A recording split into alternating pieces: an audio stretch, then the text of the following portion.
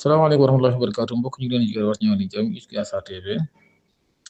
tey la dimanche 5 mai 2025 ñëw ci xibaar yi accident bu métti moo am ci autoroute Ila Touba ñu ne daal benn véhicule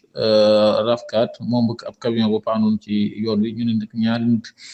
faatu nañ ci ñu ne daal mi ngi xewee diggante Bambey ak Diourbel rek ñu ne nag ñaari nit faatu nañ ci ñett nit jële ci ay gaañu yu méttee daal ñu ne nag RAV4 bi mi ngi jóge woon Dakar jëmoon boori Bambey kooku daal ñu ne daal mu demee ba toll foofu daal ci la ab camion paanoon ci yoon wi nag camion bi nag dafa maanaam tegul woon panneau signalisation moo taxee nag RAV4 bi dafa daw ba mbëkk ko ñaari nit faatu ci ñett nit yu ci am ay gaañu yu métti Guy Sarr TV